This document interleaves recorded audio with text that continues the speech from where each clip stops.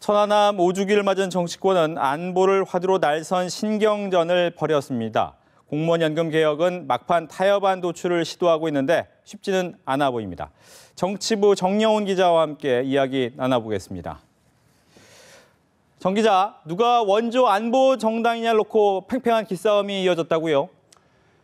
그렇습니다. 여야 모두 추모 분위기 속에 새삼 안보를 강조하면서 한편으로는 서로를 겨냥한 흠집 내기에도 열을 올렸습니다. 먼저 새누리당은 야당의 과거사를 들춰내며 최근 안보 정당 기치를 내세운 야당의 행보에 날을 세우는데요. 어떤 내용인지 먼저 화면을 통해 확인해 보시죠. 당시 국회에서 천안함 폭침 규탄 결의안을 의결할 때에 당시 민주당 의원 70명 중에 69명이 반대표를 던졌다는 사실을 우리는 잊어서는 안 됩니다. 새정년은 순국 장병들과 국민 앞에 사과해야 합니다.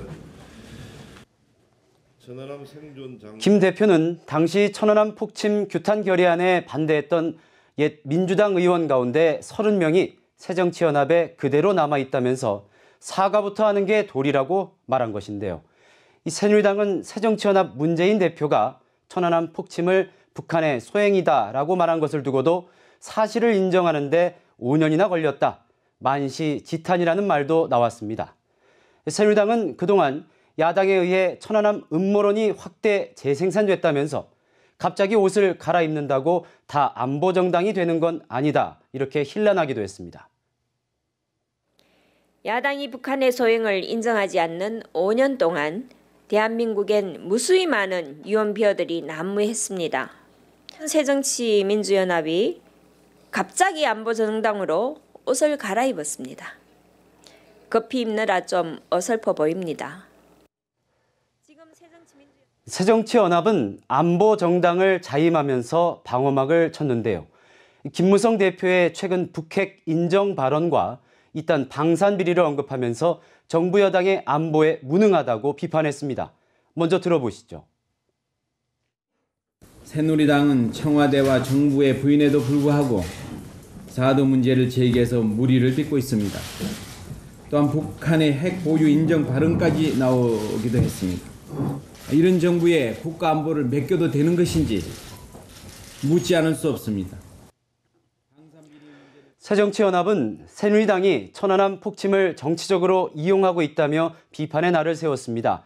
문 대표가 지난 2012년 대선 당시에도 천안함 폭침이라는 표현을 썼고 같은 해 자서전을 통해서도 천안함 사태와 연평도 포격과 같은 북한의 도발 책임을 인정한 바 있다고 강조했습니다. 천안함 사건은 누구도 부정할 수 없는 북한의 명백한 군사 도발입니다. 아직도 천안함과 같은 비극을 정치 공세에 이용하는 세력이 있다는 것이 그야말로 통탄스럽기만 합니다. 아무래도 한 달 뒤에 재보궐선거가 있다 보니까 안보 이슈를 유리한 쪽으로 선점하려는 의도로 풀이됩니다. 네, 공무원 연금 개혁을 다루는 국민 대타협기구가 이제 이틀 뒤면 종료가 될 텐데 타협안은 과연 나오겠습니까? 쉽지는 않은 상황입니다. 국민 대타협기구는 활동 종료 이틀을 앞둔 오늘 노후소득 보장 분과위원회와 연금개혁 분과위원회의 마지막 회의를 잇따라 개최해 타협안 도출을 시도하고 있는데요. 하지만 정치권 안팎에서는 결국 국회 공무원 연금 투기로 공이 넘어가는 수순이 아니냐는 얘기도 나옵니다.